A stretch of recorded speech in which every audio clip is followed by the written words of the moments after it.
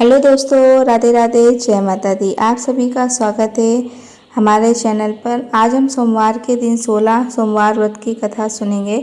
भोलेनाथ और माता पार्वती की मृत्यु लोक में भ्रमण करने पधारे थे। दोनों देश में अमरावती नाम की एक सुंदर नगरी में जा पहुँचे। यह नगरी सभी प्रकार के सुखों से भरपूर थी। वहाँ बहुत सुंदर सुंदर शिव जी के मंदिर भी थे। भगवान शंकर देवी पार्वती जी के साथ उन्हीं में से एक मंदिर में निवास करने लगे। एक दिन माता पार्वती ने भोलेनाथ के साथ चौसर खेलने की इच्छा प्रकट की। भगवान शिव ने उनकी बात सुन ली और वे दोनों चौसर खेलने लगे। तभी मंदिर का पुजारी पूजा करने आया और माता पार्वती ने पुजारी से पूछा, पुजारी जी बताओ, हम में से कौन जीतेगा? पुजारी जी ने कहा, महादेव ही जीतेंगे। थोड़ी देर बाद खेल समाप्त हुआ और विजय देवी पार्वती जी की हुई। तब माता पार्वती ने पुजारी जी से पूछा, अब बताओ पुजारी जी, हम में से विजय किसकी हुई? तब पुजारी जी ने कहा कि महादेव की ही विजय होने की बात बताई। यह सुनकर देवी पार्वती जी को पुजारी जी पर क्रोध आया और उन्हें कोढ़ी होने का श्राप दे दिया। कोढ़ से ग्रस्त पुजारी बहुत दुखी रहने लगे। एक दिन देवलोक की अप्सरा भगवान शिव जी की पूजा करने के लिए गई उस शिव मंदिर में आई। पुजारी जी की कोढ़ की अवस्था देखकर दया भाव से पूछताछ करने लगी। तब पुजारी जी ने सारी बात अप्सरा को बता दी और उनसे एक अप्सरा बोली कि वह व्रतों में श्रेष्ठ 16 सोमवार के व्रत करो, इससे शिव जी प्रसन्न होंगे और वे तुम्हारे कष्ट अवश्य दूर करेंगे। पुजारी जी ने इस व्रत की विधि भी पूछी। तब अप्सराओं ने बताया कि सोमवार के दिन व्रत रखो, स्वच्छ वस्त्र परिधारण करो, संध्या का उपासना के बाद आधा किलो गेहूं का आटा लेकर इसके 3 भाग करो। घी, गुड़, दीप, नवेद, पूंगी, फल, बेलपत्र, जनेऊ, थोड़ा चंदन, अक्षत और पुष्प आदि से प्रदोष काल में भगवान शंकर का पूजन करो। तीनों भागों में से एक भाग शिव जी को अर्पण करो, बाकी 2 को शिव जी के प्रसाद के रूप में उपस्थित से जन बांट दो। खुद भी प्रसाद ग्रहण करो। इस तरह 16 सोमवार व्रत करो। 7वें सोमवार को पाव भर की पवित्र आटे की बाटी बनाओ, उसमें घी और गुड़ मिलाकर चूरमा बनाओ, शिव जी को भोग लगाकर उपस्थित भक्तों में बांट दो। इसके बाद परिवार सहित प्रसाद ग्रहण करो तो इससे सभी मनोरथ पूर्ण हो जाते हैं। ऐसी बात बताकर अप्सराएं चली गई। पुजारी जी ने अप्सराओं की बताई हुई विधि अनुसार 16 सोमवार के व्रत किए, जिसके पुण्य प्रताप से भगवान शिव की कृपा और माता पार्वती की कृपा प्राप्त हुई। पुजारी जी को कोढ़ मुक्त हो गए और आनंद से रहने लगे। कुछ समय के बाद भगवान शिव और देवी पार्वती जी वापस आए, उसी मंदिर में आए। देवी पार्वती जी ने पुजारी को देखकर कारण पूछा तो पुजारी जी ने 16 सोमवार व्रत की महिमा बताई। पार्वती जी ने खुद भी 16 सोमवार व्रत रखने की तैयार हो गईं और इस व्रत को करने से उनके रूठे हुए पुत्र कार्तिकेय जी और देवी पार्वती जी के आज्ञाकारी हो गए। कार्तिकेय जी ने जब माता से पूछा, माता आपने ऐसा क्या किया जिससे मेरा हृदय परिवर्तन हो गया? तब देवी पार्वती जी ने 16 सोमवार की कथा उन्हें सुना दी। कार्तिकेय जी ने अपने विशेष मित्र से जो कहा खो गया था उससे मिलने की कामना में 16 सोमवार के व्रत किए तो उनका खोया हुआ मित्र उन्हें जल्दी मिल गया। मित्र ने उस आकस्मिक मिलन का कारण भी पूछा। कार्तिकेय जी ने उसे 16 सोमवार व्रत करना बताया। मित्र ने व्रत की विधि विधान और पूजा स्वयं के विवाह के मनोकामना के 16 सोमवार के व्रत धारण किए।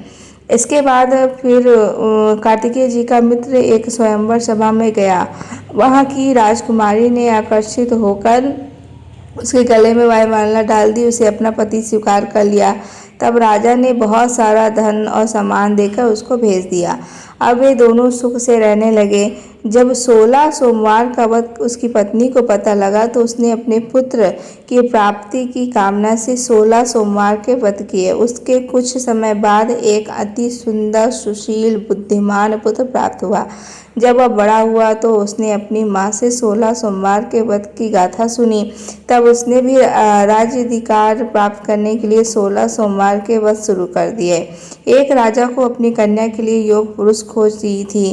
राजा ने अपनी कन्या का विवाह उस संपूर्ण संपन्न पुरुष से कर दिया। राजा की कोई पुत्र नहीं था। उसने अपनी दामाद की योग्यता देखकर उसे राजा बना दिया। राजा बनने के बाद भी वह 16 सोमवार के व्रत करता था।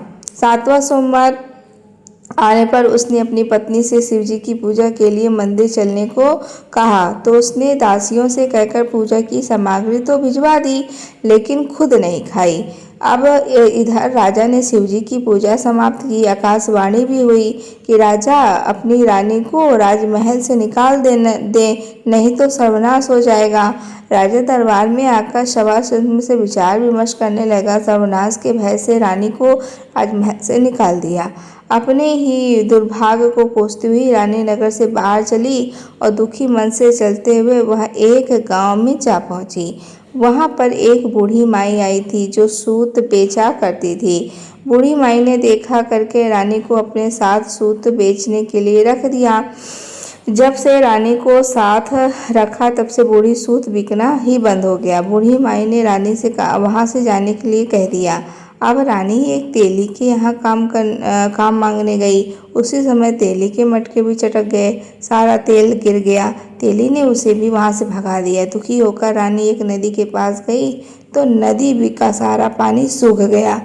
वह एक पेड़ के नीचे बैठी तो पेड़ के सारे पत्ते भी सूख गए। अब आसपास के लोगों ने जब यह सब कुछ देखा तो उसे पकड़कर मंदिर के पुजारी गोसाई जी के पास ले गए। गोसाई जी देखते ही जान गए कि यह कोई विधि की मारी कुलीन स्त्री है।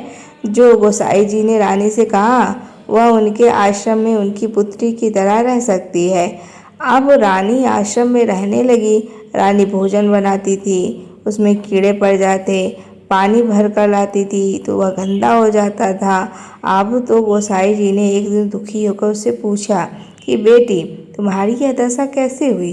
किस देवता का कोप है? तब रानी ने शिव जी की पूजा में न जाने वाली बात गोसाई जी को बताई। गोसाई जी बोले, पुत्री, तुम 16 सोमवार के व्रत करो, इससे तुम अपने सभी कष्टों से मुक्ति पा सकती हो। गोसाई जी की बात मानकर रानी ने 16 सोमवार के व्रत किए। 7वें सोमवार के दिन विधि विधान से शिव जी के पूजा की।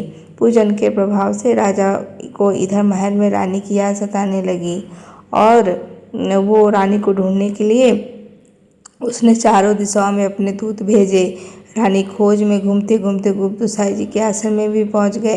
राजा को खबर लगी कि राजा रानी और ले जाने को आश्रम पहुंचे। गोसाई जी बोला, यह मेरी पत्नी है। शिव जी के क्रोध के कारण मैंने इसे महल से निकाल दिया था। अब जब शिव जी का प्रकोप शांत हो चुका है तो मैं इसे मेरे साथ ले जाने की आज्ञा दीजिए। गोसाई जी ने रानी को राजा के साथ भेज दिया। अब रानी बहुत प्रसन्न हुई। राजा और रानी के आने की खुशी में नगर वासियों ने खूब सजावट की, मंगल गीत गाए, पंडितों को मंत्र आदि गाकर स्वागत किया। इस तरह से धूमधाम से रानी के महल में प्रवास हुआ। राजा ने ब्राह्मणों को दान आदि दिए। अब याचकों को ध्यान दिया। जगह जगह भूखे लोगों को भोजन खिलाने लिए भंडारे खुलवाए। राजा रानी 16 सोमवार के व्रत करती हुई शिव जी का विधि विधान से पूजन करती थी और सुखपूर्वक लंबे समय तक जीवन बिताने के लिए बाद शिव को पधार गए। इस प्रकार से भी मनुष्य मन वचन और कर्म भक्ति भाव से 16 सोमवार के व्रत और पूजन विधि विधान करता है, कथा का श्रवण करता है, तो वह सभी सुखों से प्राप्त करके अंत में शिवलोक को गमन होता है। और यह व्रत सभी मनोरथ पूर्ण करने वाला है। एक बार किसी नगर में एक साहूकार था। उसके घर में धन की कोई कमी नहीं थी, लेकिन कोई संतान न होने के कारण वो बहुत दुखी था। संतान प्राप्ति के लिए वह हर सोमवार को व्रत रखता और पूरी श्रद्धा से साथ शिव मंदिर जाकर भगवान शिव व माता पार्वती की पूजा किया करता था। उसकी भक्ति देखकर एक दिन माँ पार्वती प्रसन्न होकर भगवान शिव से साहूकार की मनोकामना पूर्ण करने का निवेदन करती। पार्वती जी की आज्ञा पर भगवान शिव ने कहा कि हे देवी, इस संसार में हर प्राणी को उसके कर्मों का फल मिलता है और जिसके भाग्य में जो हो उसे भोगना ही पड़ता है।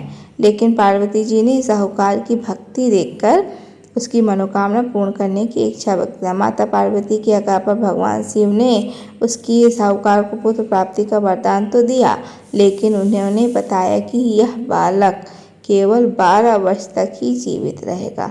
माता पार्वती भगवान शिव की इस संवाद को साहूकार सुन रहा था, इसलिए उसने न तो बात की खुशी हुई न ही कोई दुख हुआ, बल्कि वह पहले की तरह शिव जी की पूजा करता रहा। कुछ समय के बाद साहूकार की पत्नी ने एक पुत्र को जन्म दिया। जब वह बालक 11 वर्ष का हुआ तो उसे पढ़ने के लिए काशी भेज दिया। अब साहूकार ने पुत्र को मामा को बुलाकर उसे बहुत सारा धन दे देते हुए कहा कि तुम इस बालक को काशी विद्या पढ़ने के लिए लेकर जाओ। तुम लोग रास्ते में यज्ञ करते जाना, ब्राह्मणों को भोजन दक्षिणा देना। दोनों मामा भांजे इसी तरह से यज्ञ करते हुए ब्राह्मणों को दान दक्षिणा देते हुए काशी नगरी निकल पड़े।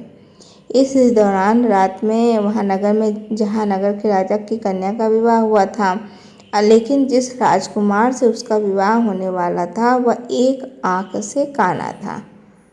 राजकुमार के पिता ने अपने पुत्र के कान्हा होने की बात को छुपाने के लिए सोचा, उस साहूकार के पुत्र को दूल्हा बनाकर राजकुमारी से विवाह कर दूं और विवाह के बाद उसको धन देकर विदा कर दूंगा। राजकुमारी को अपने नगर ले आऊँगा। लड़के के दूल्हे के वस्त्र पहनाकर राजकुमारी से विवाह तो करा दिया गया, पर साहूकार का पुत्र ईमानदार था।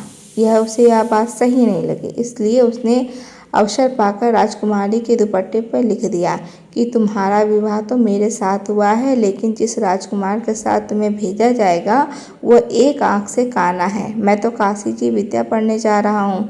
और जब राजकुमारी ने चुन्नी पर लिखी बातें पढ़ी तो उसने अपने माता पिता को यह सारी बात बताई। अब राजा ने अपनी पुत्री को विदा नहीं किया, फिर बारात वापस चली गई। दूसरी ओर साहूकार का पुत्र और उसका मामा काशी पहुँचे। वहाँ जाकर उन्होंने यज्ञ किया। यज्ञ करने के बाद वह दिन साहूकार 12 वर्ष का हुआ। उस दिन उसके मामा से कहा, मेरी तबीयत आज कुछ खराब है, मैं जा रहा हूँ अंदर लेटने। भगवान शिव ने वरदान अनुसार कुछ ही देर में उस बालक के प्राण चले गए। भांजे को देखकर उसकी मामा की विलाप करना शुरू कर दिया। संयोगवश उसी समय भगवान शिव और माता पार्वती उधर से जा रहे थे। पार्वती जी ने भोलेनाथ से कहा, स्वामी, मुझे इसके रोने का शर सहन नहीं हो रहा है, आप कृपा इस व्यक्ति के कष्ट को अवश्य दूर कीजिए। जब भगवान शिव ने मित्र बालक के समीप गए तो वो बोले, यह तो 12 वर्ष की आयु का वरदान दिया था, अब वह इसकी आयु पूरी हो चुकी है और इसके जो भी, लेकिन मित्र भाव से विभोर मामा पार्वती जी कहने लगे, महादेव, आप इस बालक को और आयु देने की कृपा करें, नहीं तो इसके वियोग से इसके माता पिता तो तड़प तड़प कर मर जाएंगे। माता पार्वती ने पुनः आज्ञा पर भगवान शिव ने उस लड़के को जीवित होने का वरदान दे दिया। अब शिव जी की कृपा से उस लड़का जीवित तो हो गया। शिक्षा भी पूरी करके लड़का अपने जगह मामा के साथ अपने नगर की ओर वापस चल पड़ा। दोनों चलते चलते उसी नगर में पहुँचे जहाँ उसका विवाह हुआ था। उस नगर में भी उन्होंने यज्ञ का आयोजन किया। उस लड़के के ससुर ने उसे पहचान लिया और महल में ले जाकर उसकी खूब सेवा की, भगत की। अब धूमधाम से विदा भी कर दी अपनी बेटी को। इधर साहूकार उसकी पत्नी भूखे प्यासे रहकर अपने बेटे की प्रतीक्षा कर रहे थे। उन्होंने प्रण कर लिया रखा था कि अगर उन्हें अपने बेटे की मृत्यु का समाचार मिला तो वह भी अपने प्राण त्याग देंगे, परंतु अपने बेटे के जीवित होने का समाचार पाकर वह बेहद प्रसन्न हुए। उसी रात भगवान शिव ने साहूकार के स्वप्न में आकर कहा कि हे श्रेष्ठी, मैंने तेरे सोमवार के व्रत करने और व्रत की कथा सुनने से प्रसन्न होकर तेरे पुत्र की लंबी आयु का प्रदान किया है। इसी प्रकार जो कोई भी सोमवार व्रत करता है, कथा को सुनता है और पढ़ता है, उसके सभी दुख दूर होते हैं। और आज की कथा में प्रेम से बोलिए, भोलेनाथ भगवान की जय, माता पार्वती की जय।